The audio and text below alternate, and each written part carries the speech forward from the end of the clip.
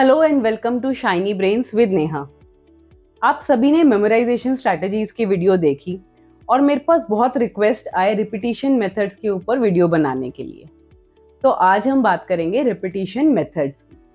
सबसे पहले तो ये जानना ज़रूरी है कि रिपीटिशन मेथड्स क्या हैं और वो क्यों ज़रूरी हैं हमें अपनी लर्निंग में इंक्लूड करने के लिए। तो जैसे कि मैंने आपको पहले भी बताया था, जब हम कोई टॉपिक लर्न करते हैं तो वो हमारी टेम्पररी मेमोरी में सेव होता है और उसे अपनी टेम्पररी मेमोरी से अपनी लॉन्ग टर्म मेमोरी में शिफ्ट करने के लिए ये बहुत ज़रूरी है कि हम उसे बार बार रिपीट करें।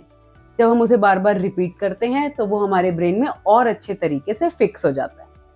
अगर आप मेमोराइजेशन स्ट्रैटेजीज की वीडियो देखना चाहते हैं तो उसका लिंक आपको डिस्क्रिप्शन बॉक्स में मिल जाएगा। तो रिपीटिशन मेथड की जहाँ तक हम बात करते हैं, अब रिपीट करने का भी क्या तरीका अपनाया जाए। ऐसे ही कुछ भी हम अगर लर्न करते जाएंगे और अगर उसमें एक प्रॉपर सिस्टम नहीं होगा तो हमें ये लगता रहेगा कि मेहनत तो बहुत कर रहे हैं लेकिन हमें रिजल्ट्स अच्छे नहीं मिल पा रहे। तो ये बहुत ज़रूरी है कि हम रिपीट करने का भी जो तरीका है उसको सही तरीके से अपनाएं और तब अपनी लर्निंग जो है वो कंटिन्यू करेंगे। आज हम बात करेंगे रिपीटिशन के दो मेथड्स की। पहला मेथड जो है वो है rote memorisation method. Rote memorisation method हम वहाँ यूज़ करते हैं जहाँ पर हमें जो इन्फॉर्मेशन है उसको सिर्फ रटना है या याद करना है। यहाँ हमारा जो फोकस है वो टॉपिक को समझने पर या अंडरस्टैंडिंग पर नहीं होता, यहाँ हमारा फोकस सिर्फ टॉपिक को लर्न करने पर होता है। रोट मेमोराइजेशन मेथड हम यूज़ कर सकते हैं multiplication tables, periodic tables learn करने के लिए, या फिर इवेंट्स के क्रोनोलॉजिकल ऑर्डर को लर्न करने के लिए, ऑथर्स एंड पोएट्स के नेम्स लर्न करने के लिए। तो इसमें हमें क्या करना होता है, इसमें हमें एक ही टॉपिक को बार बार दोहराते रहना होता है या बार बार रिपीट करना होता है जब तक वो हमारी मेमोरी में फिक्स ना हो जाए। यहाँ फोकस टॉपिक को अंडरस्टैंड करने की जगह सिर्फ टॉपिक को लर्न करना होता है। अब आता है हमारा दूसरा रिपीटिशन मेथड। दूसरा रिपीटिशन मेथड है spaced repetition method. Spaced repetition method में हम एक टॉपिक को लर्न करने के बाद कुछ टाइम गैप लेते हैं उसको दोबारा रिपीट करने से पहले। टाइम गैप हम इसलिए लेते हैं ताकि हमारे ब्रेन को टाइम मिल जाए याद करी हुई इंफॉर्मेशन को प्रोसेस करने के लिए। मैं आपको एक एग्जांपल देती हूँ।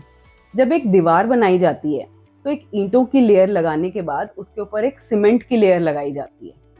अब इस सीमेंट की लेयर को सूखने का समय दिया जाता है ताकि उसमें दीवार में मजबूती आ जाए। अगर हम सीमेंट को सूखने का टाइम नहीं देंगे तो दीवार मजबूत नहीं बन पाएगी। इसी तरीके से जब हम कोई टॉपिक लर्न करते हैं उसके बाद अगर हम अपने ब्रेन को टाइम नहीं देंगे याद करी हुई इंफॉर्मेशन को प्रोसेस करने का, तो फिर वो हमारे ब्रेन में ठीक से फिक्स नहीं हो पाएगी। अब हम इस मेथड को यूज़ कैसे करें?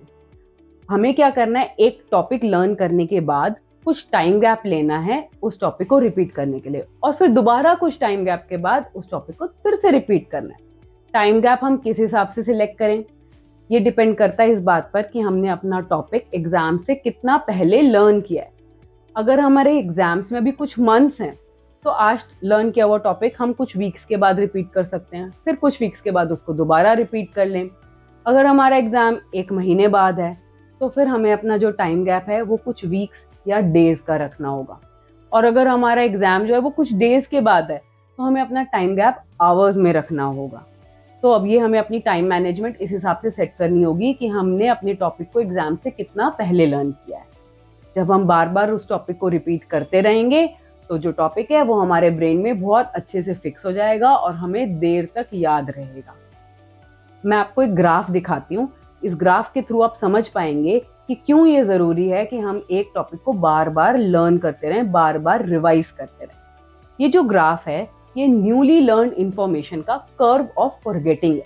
तो जैसे कि आप देख सकते हैं, जैसे जैसे नंबर ऑफ डेज बढ़ते जाते हैं, अगर उसके साथ साथ नंबर ऑफ रिपीटिशंस बढ़ रहे हैं तो परसेंटेज ऑफ मेमोरी रिटेंशन जो है वो भी बढ़ता जा रहा है और टेंडेंसी ऑफ फॉरगेटिंग जो है वो कम होती जा रही है।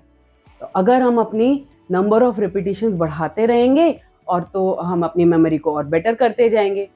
इस मेथड को यूज़ करके हम अपनी मेमोरी की रिटेंशन पावर को कई गुना बढ़ा सकते हैं।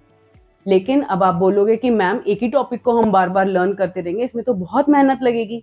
यस, मेहनत लगेगी, मेहनत करनी पड़ेगी। मेहनत के बिना तो बेटे सफलता हासिल होती ही नहीं है। अगर आप चाहते हो कि आपको अच्छे रिजल्ट्स मिलें तो आपको मेहनत करनी पड़ेगी और आप जितनी ज़्यादा मेहनत करोगे आपको उतने बेटर रिजल्ट्स मिलेंगे। आज की इस वीडियो में सिर्फ इतना ही। आई होप आपको ये वीडियो अच्छी लगी। अगर आप चाहते हो कि इसी तरीके की और वीडियोस बनाऊं तो आप कमेंट सेक्शन में ज़रूर बताइए। अगर आपको वीडियो अच्छी लगी है तो लाइक और सब्सक्राइब करिए और अपने फ्रेंड्स एंड फैमिली के साथ शेयर करिए। Thank you for watching.